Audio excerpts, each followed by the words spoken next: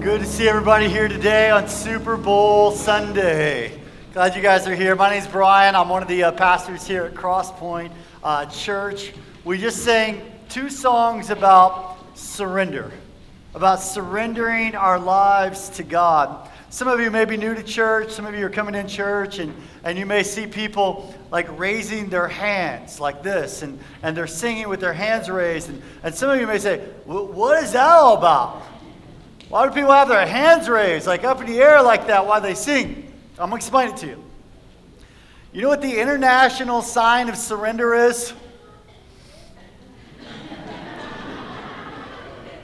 That's it. It says, you know what? I surrender. I raise the white flag. I give up control. You're in charge, God. I honor you. I value you. I worship you with my life. That's what it means to surrender. We are really excited this week because we are starting our growth group season.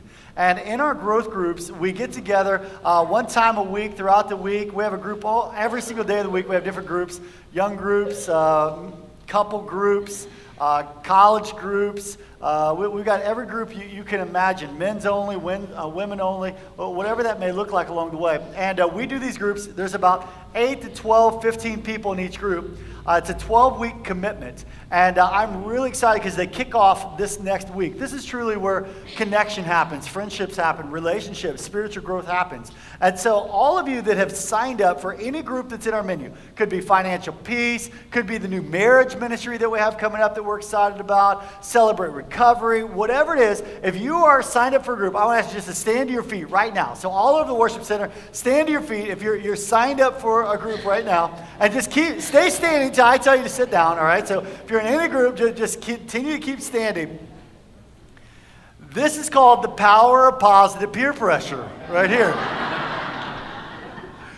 Those of you that are still sitting down, I have good news for you.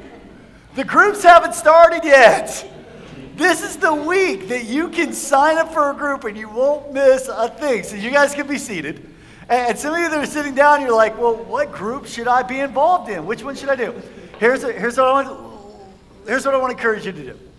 In your seat is a little growth group menu. So pull out the growth group menu, and you're going to see pictures of the people that host the groups, that lead the groups, that facilitate the discussions. And I want you to find somebody that looks like you and join their group. Say, hey, these people look kind of like us. Hey, we might be friends with somebody like this. And find somebody that looks like you, join their group. It's going to be a great, great week. All right, we are in our series. This is the final week of our series, 6th week, in a series called I Love My Church. I Love My Church. And so what we want to do is I want to start off with some fun today. And so I'm going to put a picture on the screen of a different place. And what you're going to do is you're going to give us, based upon how you feel about that place, if it's a place you like, you're going to give us the thumbs up. If it's a place you don't like, you're going to, ooh. You're going to give us the thumbs down. Now, some of you are a little bit more new school, and you're more the Instagram generation. If you prefer, you don't have to do the thumbs up likes. You can do the heart if you would rather do the heart. We're okay with that too, all right? So whatever you want to do along the way. So everybody understand the game? Everybody understand the rules? Okay, so here we go. Very first picture, DMV. Thumbs up, thumbs down. Yeah, by the way, it's football Sunday. You can get yourself revved up. If you want to communicate back and boo, whatever you want to do, it's okay to do that, all right? So we're all agreed. DMV, boo, right there. All right, next picture, Disneyland. Now this is really interesting. Okay, because there were several of you like big thumbs up. And there were as many people as were like this, like no. I have a 6-year-old and an 8-year-old. I can't stand Disneyland, okay? Like it's thumbs down for me. All right, next picture, the doctor's office. Thumbs up, thumbs down. Hearts.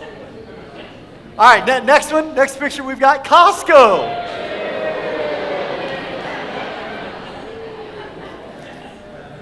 Mixed reviews again. Some of you love Costco, some of you hate Costco. I love all the free samples at Costco. Friday night, 6 o'clock, I'm like, Shannon, I'm getting a little hungry. Let's go have dinner at Costco. Appetizer, dessert, they got it all right? It's amazing. Next picture, school. Thumbs up, thumbs down. All the parents, thumbs up. All the kids, thumbs down for school. Next picture, Starbucks coffee. I am not a coffee drinker. Some of you are coffee snobs. It's like, if you would have put coffee bean, I would have said yes, but you put Starbucks there along the way. I don't drink coffee. I go to Starbucks a ton. I go to Coffee Bean a ton. I meet people there. I love hanging out there, and I order a water every single time that I go there. So that's my thing. The grocery store. Thumbs up, thumbs down, heart, neutral. Shannon does all our grocery store shopping. What if I were to put a picture, and you don't have to declare, I don't want you to declare, but what if I were to put a picture of our church on the screen? You don't have to declare, okay, but it's like, okay, some of you are like, rave reviews, Disneyland, awesome, thumbs up. Some of you, if you were to be honest, it's like, my wife drags me to church on Sunday, so I'm here. Some of you, it's like, yeah, if I don't have anything else to do, thumbs up. And I recognize that the audience I'm speaking to today, a lot of you here, I'm assuming, would be thumbs up. And the reason why I say that is because you vote with your feet. You're actually here right now. But I'm also very aware that there are thousands of people all around us right now that are at their homes. And if we were to ask them this same question, the church, thumbs up, thumbs down, it would be very easy for them to say, thumbs down when it comes to the church. I want nothing to do with the church. People have been hurt by the church.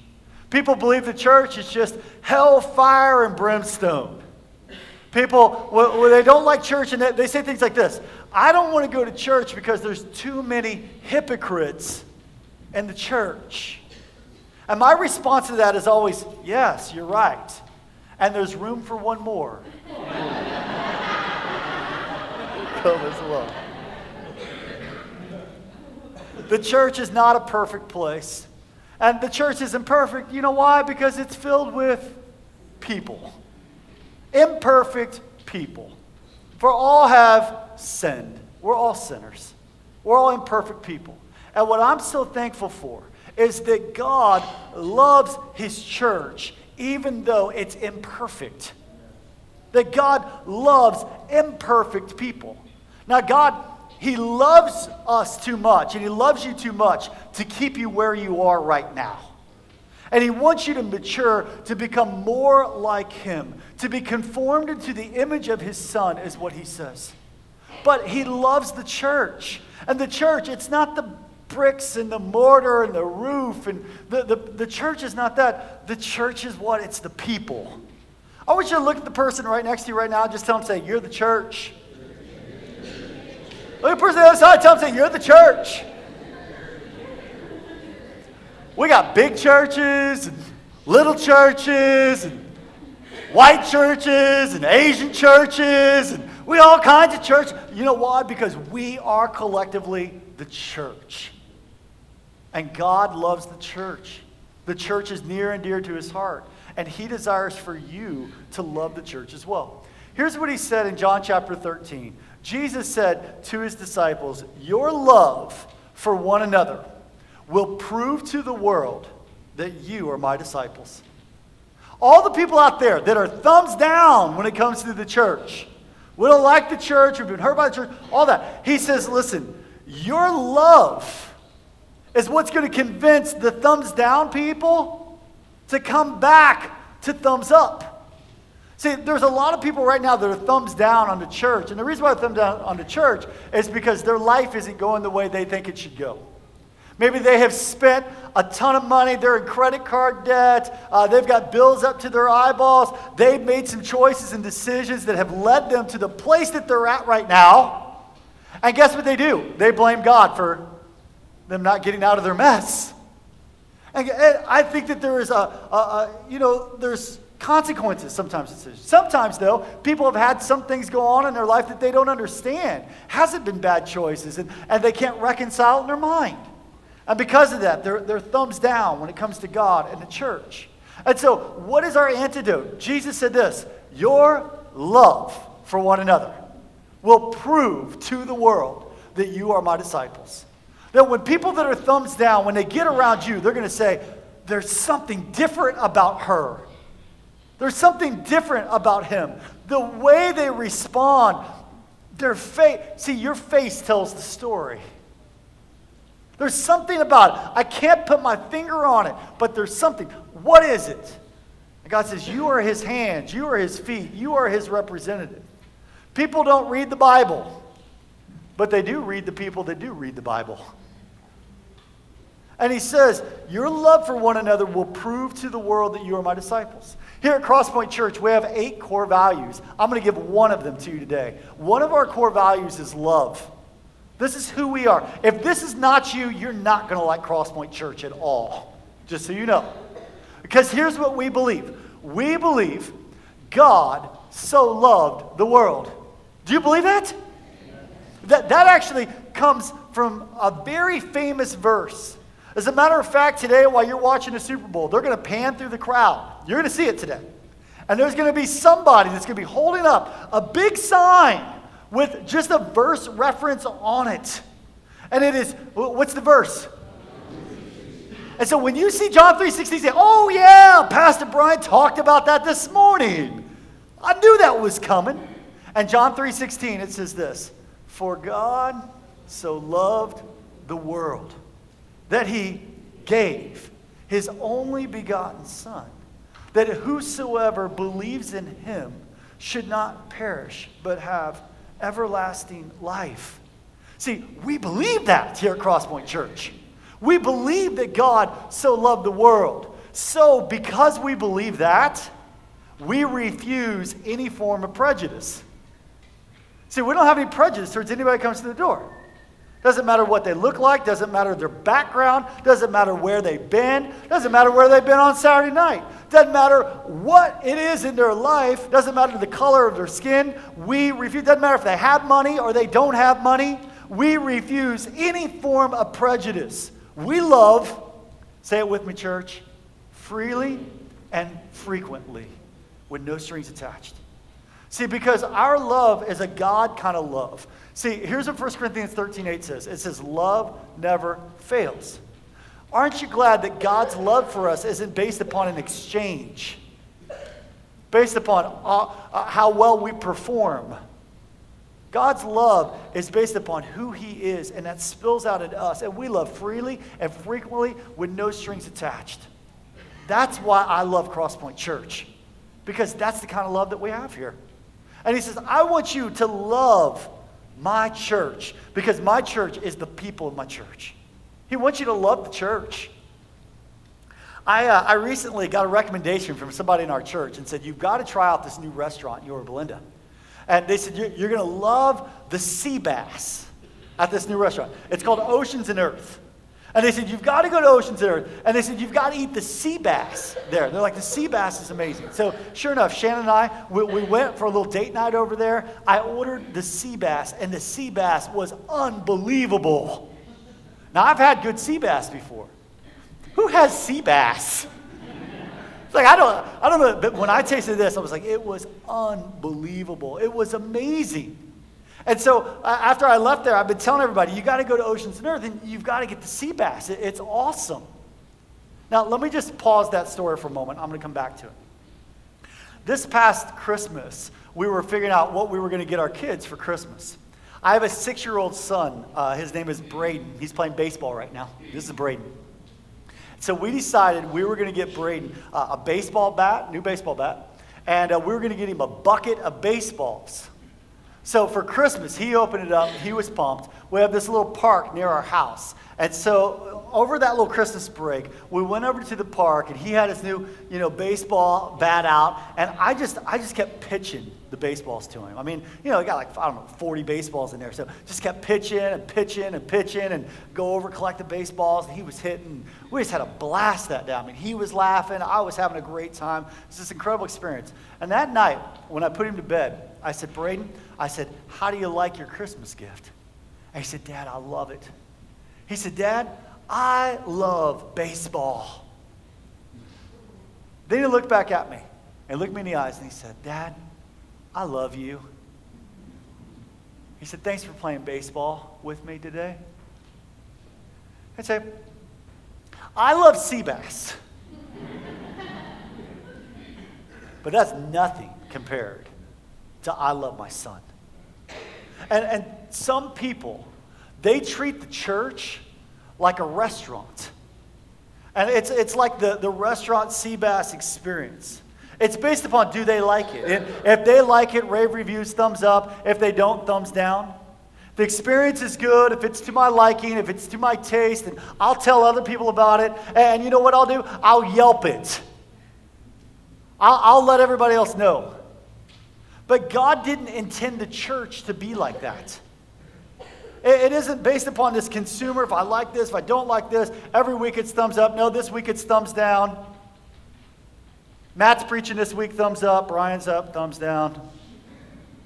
It's not based upon this kind of a thing back and forth as far as what we experience as far as just these consumer mindsets. It isn't the way God said it. Now, don't get me wrong. Yelp reviews help the church. This past Monday, we had several people, I see some of them out here today, that were at our house. We did this a newcomer's dessert for people that have been at the church for, 30, 60 days. And we had like 35, people show up to our house, gave name tags, and we were just meet and greeting. And I said, how'd you find out about our church? And there were a couple people that said, Yelp. What a generation that we live in today. They found us through Yelp, and they said, you had great reviews on Yelp, so we were like, we got to go check this church out. We're so glad. Thank God for Yelp. Now, here's the deal. Your Yelp reviews, they help. They come to church because of Yelp. But please understand, that isn't the way God has set the church up that's built on this transactional exchange of I like it or I don't like it. See, the way God set the church up is more like this relationship with my son. I don't Yelp my kids.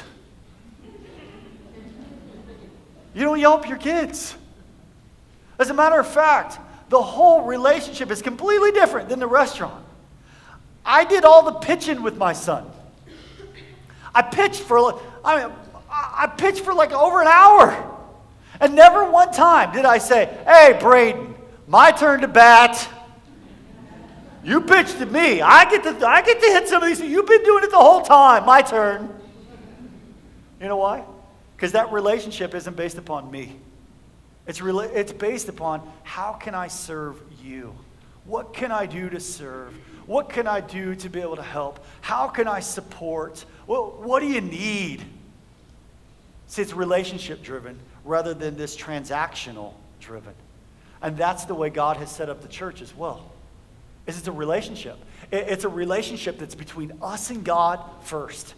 It is this vertical relationship. And God says it's also a horizontal relationship.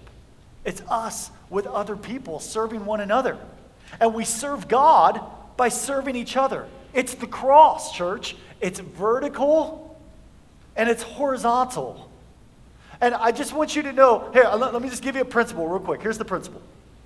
Saved people serve people. Would you say that with me? Save people, serve people. Say it again. Save people, serve people. Say it like the 10:30 service. Ready? Save people, serve people. Not bad, not bad. Save people, serve people. Matthew chapter 20, verse 28.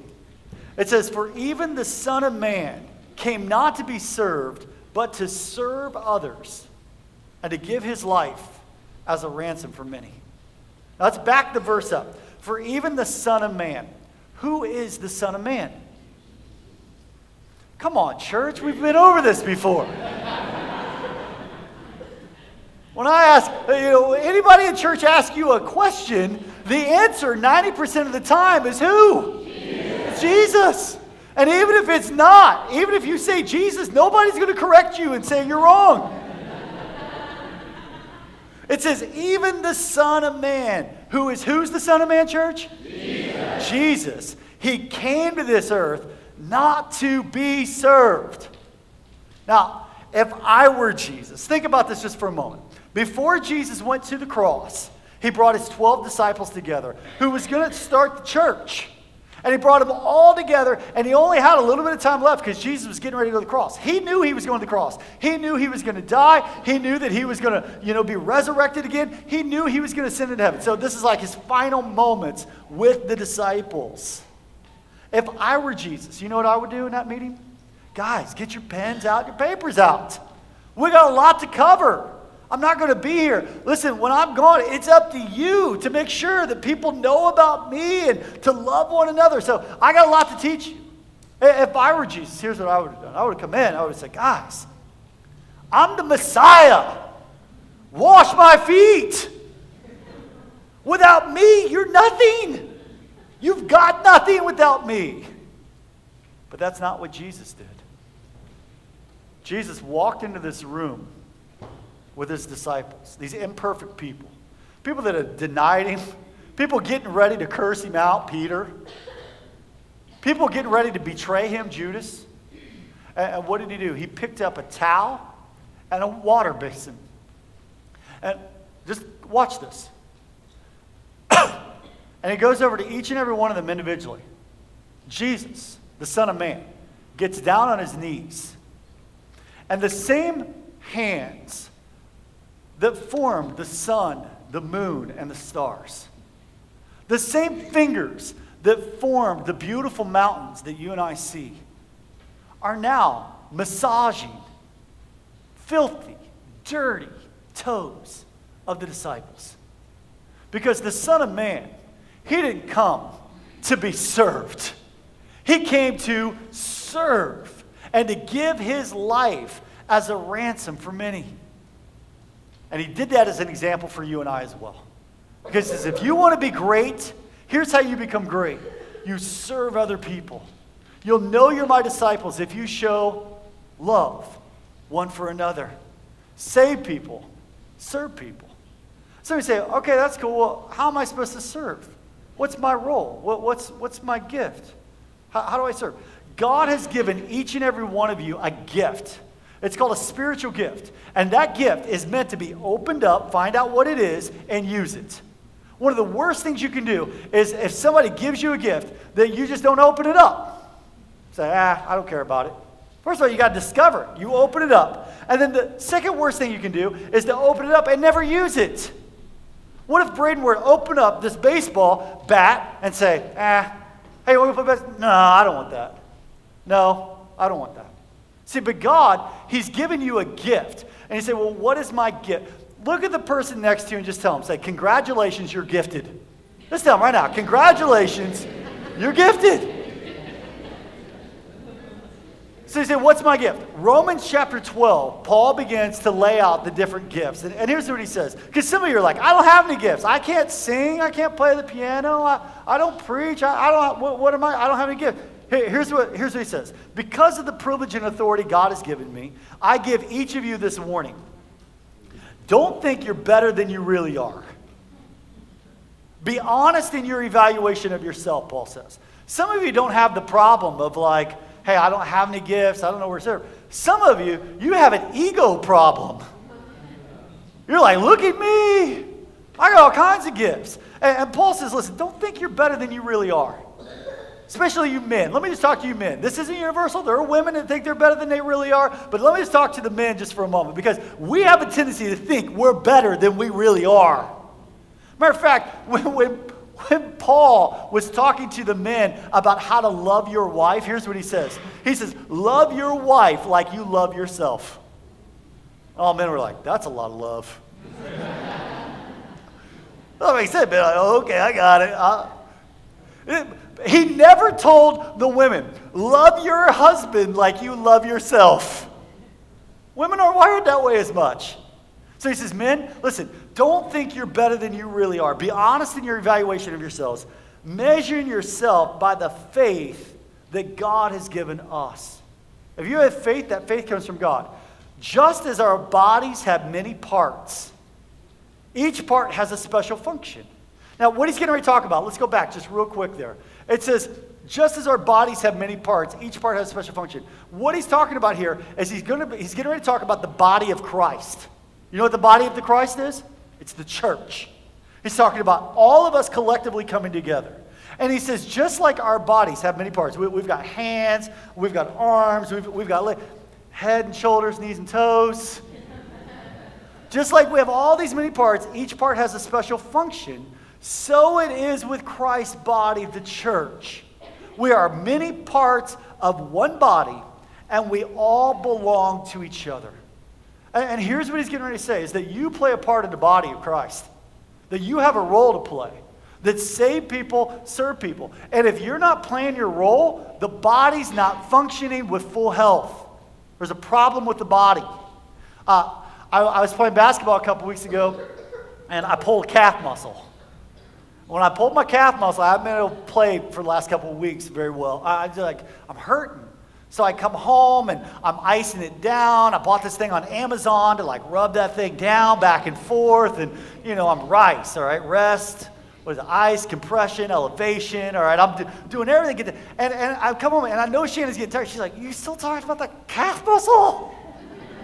Every time we turn around, the calf muscle. I know, I can't walk, I can't do anything. I need a bell, I got a calf muscle problem. Seriously, my calf's not working properly, so I can't play basketball. I can't do what I love to do. God says the same thing about the body of Christ. That when you're not operating, doing your role, we got a calf muscle problem here at the church. And it can't perform at its highest level. Because you're not playing your role. Because we're all a body coming together. And it says we belong to each other. And in God's grace, you know what grace is? God's riches at Christ's expense. God's riches at Christ's expense. God has given you a gift. He's given you something you don't deserve. You get all of his riches. You get his gifts, his talents, his abilities. And Jesus gave you all this stuff. It's not just for you. It's for the church. And it says God has given us different gifts. You don't have the same gift as the person sitting next to you. You have a different one. And it's not like Christmas time where you open up your gift and you're like, this is awesome. Then you start looking around like, I want your gift. We do that sometimes. And God says, no, I choose the gifts. You don't get to choose the gifts. We all have gifts, but you have a gift for doing certain things well. There are some things that you do well that I don't do well. There's things that you do well that the person next to you does not do well. You have some gifts that came from God. And it says, so if God has given you the ability to prophesy, some of you have amazing faith, speak out with as much faith as God has given you. Have that faith. Speak it out. That's your gift. Some of you, if your gift is serving other people, serve them well. Some of you have a gift of serving. Shannon has this gift of serving. My wife, man, she's got this little phrase. She'll come into a room, she's at a house, she's talking to somebody, she's like, what can I do to help you? What can I do to help you? It's like she just wants to serve. That never even enters my mind. It's like I'll walk in a room and it's like, hey, we need to get all this done. I'm like, hey, I'll take that assignment on. I'll get it all done. I'm going to go find 5 people to go get the job done. I'm not going to do any of it, all right? But I'll make sure it gets done. See, we all have different gifts along the way. It says this. It says, if you're a teacher, teach well. Some of you can teach in a small group, a large group, middle-sized group, and when you talk and you explain, God has given you the gift that whenever you say something, it's like a light bulb goes off. People are like, oh, I got it. I get it. That's a gift God's given you. It says, if your gift is to encourage other people, be encouraging. See, encouraging people, they don't just say, you're awesome. See, what they do is they come by and they're like, that cell phone ring is so amazing. Did you hear, the bagpipes, were awesome. You're very specific in your encouragement along the way. If your gift is giving, it says, give what, church? Generously. Some of you, you have the gift of giving, and whenever you give, it makes your heart beat fast. You love to give. Love to give your time, your talent, your treasure. Some of you are married to somebody that has the gift of giving, and you have the gift of hoarding. And it's seriously causing some problems in a relationship because they can't use their gift that God has given them because you're always on them. You're stepping on their air hose. They can't breathe. They can't use the gift that God's given them. It's as if God has given you leadership ability. Take the responsibility seriously. Some of you are leaders.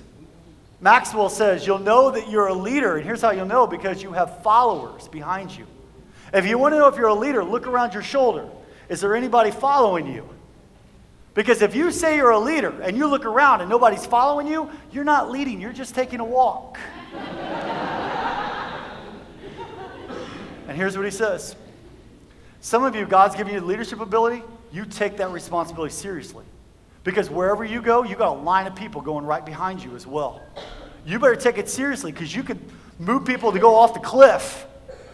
But you could also take people to be able to move things towards God's kingdom and God's initiatives and lead people to find and follow Jesus. And God says, take that responsibility seriously. He goes on, he says, if you have a gift for showing kindness to others, do it gladly. Some of you are just sweet, kind, loving, caring people. And God gave you that gift. And he says, use it. Luke 10:2 says this. These were Jesus' instructions to his followers. And here's what he said. The harvest is great. There's a big field. There's lots of people that are out there. Listen, here in North Orange County, there are thousands of people that are desperate, that are discouraged, that are defeated, that are hurting.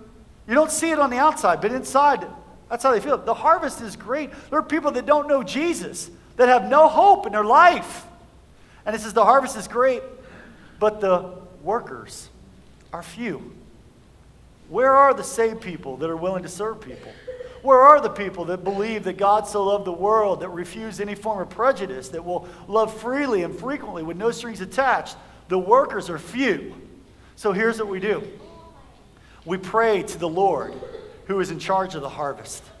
And we can't control the harvest. We don't know when it's going to rain. We don't know when it's going to grow. That's all up to God. God takes care of the harvest. But we do ask God to send more workers into his field. That's my prayer for you, is that you will get involved in the ministry, that you will truly believe that God has given you a God-given gift, and that gift is to glorify God, that you will believe that saved people serve people. Listen, today, we're going to watch a Super Bowl game. Let me tell you what's going to happen today. There's going to be 22 people on the field, and there are going to be millions of people watching all around the world. So you got 22 people in desperate need of rest, with millions of people in desperate need of exercise. Watching, criticizing. You're going to be at the game tonight. People will say, how did you not catch that? How did that happen? Why would you throw at the end zone? And all the time, they're going to be like munching on like chips and they got beer belly, drinks. How did you miss that catch? Let's not let the church be like that. To where we got 20% of the church doing 80% of the work. 80% of the people, thumbs down, critiquing and criticizing. God says, I want you to love my church. Last story I'll tell you, and we'll wrap it up. How many of you, Christmas time is your favorite time of the year? How many of you love Christmas time? It's like Christmas is it for you. I love Christmas time. Some of you, thumbs up, some of you, oh. I thought as a kid that I loved Christmas time because of the gifts. And I look forward to Christmas time because I got to open up the gifts and I'm going to get something for Christmas and it's awesome and it's amazing. But since I've become a parent and I have a 6-year-old and an 8-year-old, Christmas has gotten better. And you know, here's the deal. It's not because of like what I'm going to get for Christmas. I don't really care if I even get anything for Christmas. It has nothing to do with me opening up any gifts. I can't wait to watch them at Christmas time. and to see the expression in her face. I was telling this to a friend of mine that's older than me. And he said, Brian, let me tell you something. He said, it gets better. He said, you want to know the people that love Christmas the most? He says, it's not the kids. And he says, and believe it or not, it's not the parents. He said, it's the grandparents. And those of you that are grandparents, you're shaking your head right now. I said, you can't wait for Christmas time. See, and the reason why is because you get to give. And you get to serve. And you cook the meal. And all the family comes over to the house. And you get to participate. And you get to watch. That's the way the church is supposed to be. See, this is maturity. When you move from the place of the church, it's all about me and what I get. And I didn't like that. And I didn't like this. And what else am I going to get? And you move from that mentality to all of a sudden maturing to say, it's not about me. It's about how I can use my gifts and how I can serve other people. What can I do to light other people up for the cause of God? How can I use my God-given gift to glorify God? So church, your church needs you. We need you to serve. We need you to play your role in the body. Let me tell you specifically where we need you. This service right here, we need people out in the parking lot. We have people driving in the parking lot and leaving because there's not a parking spot. Sometimes we have overlap in between services because Pastor Matt preaches too long. And, because of that, we need people down in the parking lot. I believe love starts at the parking lot, from the street to the seat. The moment they open up that door, they feel God's love because people are loving on them. Listen, we need people to help us with seating teams, specifically at this service. It's like we need people that whenever people come in late, that we can walk people to the aisle. We need to scoot in and not to make people jump over us. Why? Because saved people serve people. We're starting a brand new Sunday night service at 5 o'clock, and I need an army. I need a team of you. We need ushers. We need greeters. We need people to be able to help us with our kids' ministry downstairs. We're launching this brand new service, and we need a whole team. Your church needs you. The body needs you. We can't function properly without you. We need some of you to serve in our kids' ministry. Now, just so you know, we're going to background check you. I got a 6-year-old and an 8-year-old. We only take the best working with our kids because we love our kids that much. But we need some of you that love kids, and we need you. You can worship 1 hour and serve 1 hour. You can give up some time. Why? Because he's worth it. So how about it, church? Will you serve with us? I want to ask you to pull out your connection card if you would. And on the very back, it has some next steps. And as our ushers come forward right now, the very first one is it says this, that I will follow Jesus with my life. And if you want to take that next step to follow Jesus, Shan, will you hand me your connection card? I can't find mine. Lost it. It says, number 2, I'll participate in the 40-day Lent fast beginning February 10th. This Wednesday starts, it's 46 days from this Wednesday until Easter. Easter's early this year. It's Sunday, March 27th. So I want to invite you to go on a spiritual growth journey with us. And we have these Lent devotional books. How many have Catholic background? Raise your hand if you have Catholic background. Listen, Catholic background, they understand Lent.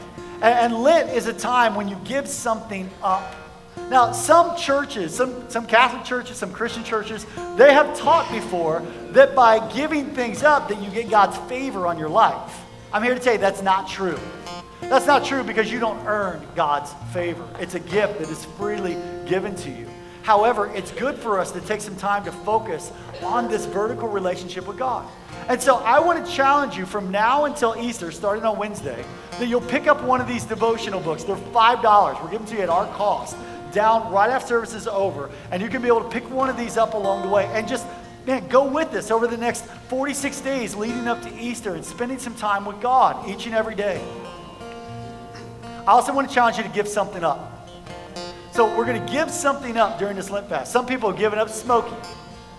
Some people have given up Facebook and decided to seek his face instead. Some people, they've given up all kinds of different things. People have given up cursing. Hey, they're not going to curse. I've heard all kinds of different things. People have said, here's what I'm going to give up. I'm going to give up sweets, treats, and secular beats. That's what I'm doing. Sweets, treats, and secular beats, all right? From now till Easter time of giving something up in order to focus on my relationship with God. And it's all going to culminate at Easter. Now, the True Lit Fast, actually, you get Sundays off, just so you know. So if you need to curse on Sundays, you can curse on Sundays. Just kidding. All right, but you get Sundays off along the way, all the way leading up. So I want to challenge you. If you want to participate, we're all going to start this on Wednesday. Pick up your devotional book. And then if you want to serve in a ministry, email me a link to the spiritual gifts test. If you want to know what your spiritual gift is, I can email you the link. Just make sure it's legible on the front. And I'll send that out to you tomorrow. And then I'm interested in serving on the host team, parking lot team, Kid Point team, save people, serve people. Just check that box and we'll follow up with you. Last but not least, we got these t-shirts. You like these shirts?